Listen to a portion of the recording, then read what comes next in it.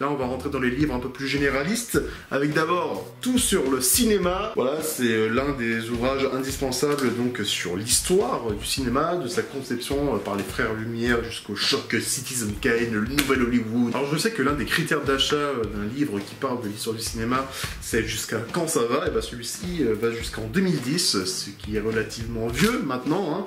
Donc ça reste quand même une base, mais on est clairement sur une sorte de fragmentation de l'histoire du cinéma, contrairement à ce très beau bouquin que je n'ai pas acheté parce qu'il coûte une blinde, qui s'appelle L'art du cinéma. Ça fait plus de 1500 pages, et là on est détail par détail. C'est un ouvrage collectif et qui est absolument magnifique. Donc là c'est un peu le péché mignon.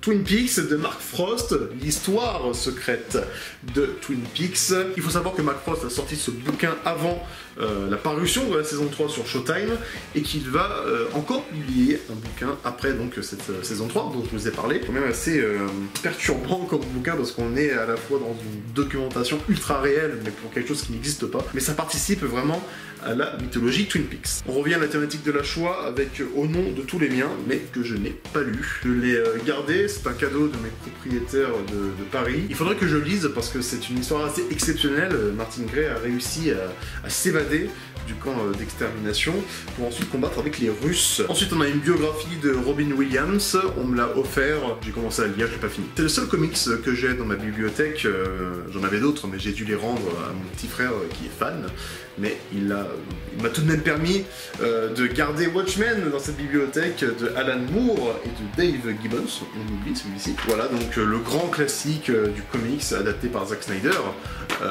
donc c'était en 2010 hein, je crois. Voilà donc c'est un grand classique, je ne vous le présente pas, les dessins sont exceptionnels et puis l'histoire est folle du grand Alan Moore. Il n'y a pas que la poésie, le théâtre, le cinéma dans la vie, il y a aussi des sujets de société, sujets sensibles mais assez cool, et c'est ce que fait très bien Abdel Selou dans Tu as changé ma vie, qui est donc le roman qui a inspiré Intouchable de Toledano et Nakache. Très bon bouquin, c'est très émouvant pour tous ceux qui s'intéressent à la question du handicap. Ensuite, on va entrer dans le sujet du sport avec Sébastien Loeb, l'autobiographie de Sébastien Loeb, ma ligne de conduite. Bon, j'entendais un peu mieux, mais c'est pas très croustillant. Moi j'adore le personnage, mais bon voilà. Et puis là par contre c'est un peu plus croustillant, c'est Raymond Domenech, tout seul. Il y a un chapitre sur l'épisode de Nice Now en 2010 qui est absolument passionnant. Ensuite on a une saga qui me tient beaucoup à cœur, que j'ai arrêté de lire parce que je crois qu'il y a d'autres romans qui sont sortis, de Dmitri Glukovski, la saga Métro. Voilà, Métro 2033, Métro 2034. J'ai découvert cet univers par jeu vidéo, et puis j'ai lu des bouquins assez passionnants. Là, on est encore un peu dans les conséquences de la guerre froide, mais donc en l'an 2000. Et finalement, voilà, on a tous cette atmosphère très science-fiction, dark, post-nucléaire, comme ça, que j'aime beaucoup finalement. Et j'attends une adaptation cinématographique parce qu'il y a du fort potentiel. Après, on a l'une de mes premières lectures, alors ça peut paraître un peu bizarre, mais c'est Nicolas Bedos, Journal d'un mythomane volume 1. Il a sorti un volume 2 que je n'ai pas lu. C'est toutes ses chroniques à la radio et à la télévision, à ses débuts à la télévision et à la radio. Voilà, c'est plutôt drôle. J'adore le style d'écriture de Nicolas Bedos, même si au niveau personnalité c'est pas vraiment le même acabit. Mais voilà, c'était une de mes premières lectures, c'est pas banal, mais c'est comme ça. Deux ouvrages sur le cinéma maintenant avec Cinématographics d'abord, qui parlent un peu de toutes ces malédictions, toutes ces légendes dans les films. Vous savez, c'est un peu jusqu'où va aller la course-poursuite, qui va mourir dans le film. En fait, c'est tout sous forme de graphique. Voilà, on est vraiment donc dans le cinématographique. Et puis ensuite, c'est un peu ma bible, c'est les 1001 films. Voilà, c'est très lourd, mais c'est très bien. C'est un peu un repère pour moi, parce que du coup, je fais les croix pour tous les films que j'ai vus.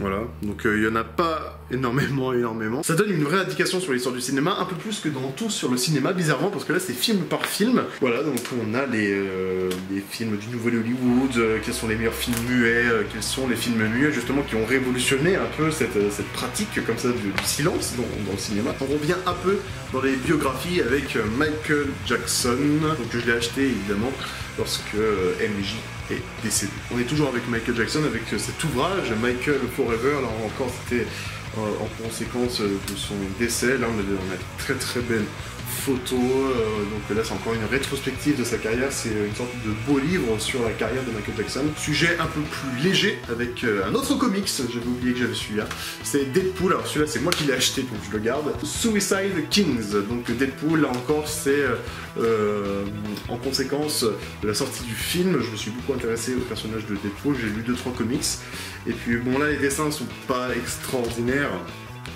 mais on est clairement dans du Deadpool pur et dur. Si vous connaissez bien le personnage, voilà, la mise en abîme constante, les gros mots, la violence, enfin voilà, tout ce qui fait le personnage. On a un peu délaissé Kubrick finalement, mais là on va revenir un peu à ce réalisateur, avec donc Paul Duncan, Stanley Kubrick, et là on est sur du beau livre, du très très beau livre avec plein d'images. Ensuite on a le grand classique concernant Stanley Kubrick, Michel Simon, voilà, c'est l'ouvrage ultime sur Kubrick. Et ensuite on a 2 revues des Inrecuptibles. On a d'abord donc ce hors-série, et puis on a le mag, donc en réaction directe au décès du réalisateur de Eyes Wide Shut.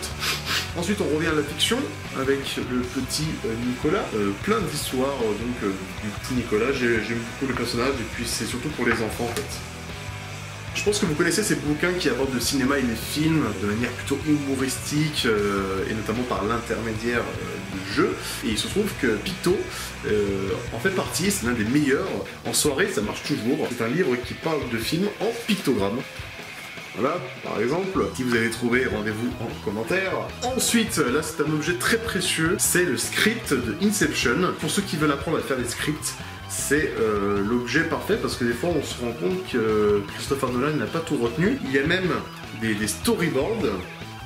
Voilà, et je vous le recommande pour tous ceux qui sont fans du film, mais aussi pour ceux qui veulent un peu apprendre la technique d'écriture au cinéma. On revient à Stanley Kubrick avec 3 très bons bouquins sur le monsieur. D'abord sur son film Shining, qui est paru donc au mois d'août 2017, donc c'est très récent, je vous le recommande, ça parle des interprétations dans Shining. Ensuite on a Stanley Kubrick, au-delà de l'image de Baptiste Roux, là on est sur un intérêt beaucoup plus biographique. Et puis enfin c'est l'une des bibles sur Stanley Kubrick, ce sont les archives qui ont été publiées en format donc réduit, parce que normalement les archives c'est un gros truc, des photos de tournage exceptionnelles. Là encore, hein, voilà, des trucs sur Full Metal Jacket. Voilà, c'est un truc très très riche, avec des annotations sur les scripts, des témoignages de professionnels. On est vraiment sur une perspective d'archives de fond en comble, et ça c'est superbe pour tous ceux qui s'intéressent à Stanley Kubrick. Autre cinéaste qui m'intéresse, Quentin Tarantino. Là c'est l'un des meilleurs ouvrages sur le cinéaste qui a réalisé Pulp Fiction, etc. On n'en présente plus. C'est dirigé par Emmanuel Burdo, et on retrouve notamment des textes de Hervé Aubron, spécialiste de David Lynch. C'est superbe, une édition augmentée qui est sortie il n'y a pas longtemps lors de la sortie. Et Luis Lopar. Ici j'ai l'un des premiers romans que j'ai étudié en cours de français au collège, ça s'appelle La Maison dans la Dune de Maxence van der Meersch. Je m'en souviens, c'est très très beau, ça parle de la campagne et aussi des plaines néerlandaises, et c'est vraiment très très beau. 2 adaptations à présent avec La Nuit des Enfants Rois. J'ai adoré Prodigies, mais je l'ai revu récemment et c'était pas terrible. Le roman est très intéressant, c'est pour les jeunes, hein, évidemment, je l'ai lu quand j'avais quoi, 14 ans. L'un des plus grands chocs de cinéma de ma vie m'a conduit à lire ce bouquin, donc le livre de Schindler. Et là, on est encore sur du haut niveau de littérature sur la Shoah. Enfin, sur la Shoah, oui et non, parce que ça parle pas que de ça. C'est grâce à ma maman que je l'ai lu, ce bouquin. Merci, maman. Là, on est sur le même niveau de soulerie que les pensées de Pascal avec Montaigne et ses fameux essais. Mais il y a un chapitre sur la vanité que je pense que vous connaissez.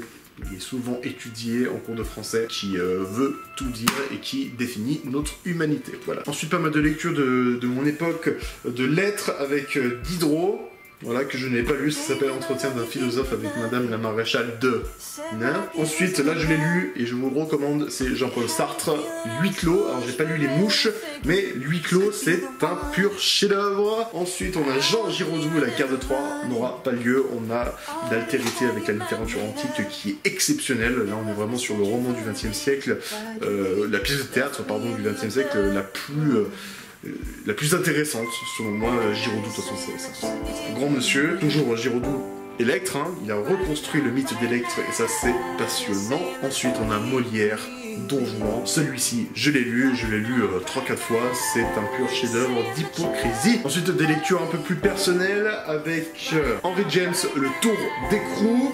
Voilà, c'est un peu un thriller. D'ailleurs, c'était adapté au cinéma. Pour ceux qui sont fans de la littérature horrifique, celui-ci peut vous donner une belle perspective.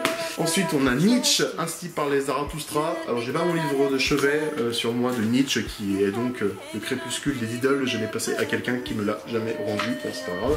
Et puis ensuite, un truc très simple, le CV de Dieu. Je suis un athée, et voir comment Dieu travaille me fait saliver, voilà. Et je vais finir cette vidéo avec des lectures d'école, mais que j'ai adoré. Alors on a d'abord Gargantua de François Rabelais, que l'humour est le propre de l'homme, enfin moi j'adore. Ensuite on a un recueil de poésie contemporain avec Robert Desnos, Corps et âme. Il aborde la poésie de manière complètement folle. Regardez à quoi ça ressemble ces poésies. Alors les pages s'échappent un petit peu, mais regardez à quoi ça ressemble. C'est complètement fou, moi j'adore. Il y a même des poésies en travers. Ensuite, on a Jacques Kerouac sur La Route. Alors j'aime pas beaucoup le film, mais j'adore le bouquin. On a Zola. Émile Zola, j'aime beaucoup Émile Zola. Mais Nana, c'est peut-être mon préféré. La façon dont il décrit ce personnage complètement torturé. C'est un peu la Madame Bovary de Zola. Et enfin, pour finir, un grand classique romantique, Adolphe de Benjamin Constant. Alors je l'ai lu à cause du prénom. Le film avec Patrick Bruel. Voilà, je l'ai lu comme ça par pur intérêt romantique, si je puis dire. Et puis cette séparation entre comment elle s'appelle, Elénore et Adolphe est bouleversante à lire. Voilà, c'est à peu près tout ce que j'ai dans ma bibliothèque. Il y a d'autres livres qui traînent par-ci par-là. Je vais juste vous montrer ma lecture actuelle, qui est William Friedkin, l'autobiographie de William Friedkin, le réalisateur de L'Exorciste, du Combat de la peur dont je vous ai parlé. On se retrouve pour une prochaine vidéo. J'aimerais beaucoup faire quelque chose sur Firewalk With Me, donc dites-moi ce que vous en pensez. Firewalk With Me, pour ceux qui ne savent pas, c'est le film de Twin Peaks. Il y a la série Twin Peaks, mais il y a aussi le film de David Lynch. On se retrouve pour une prochaine vidéo, je vous aime.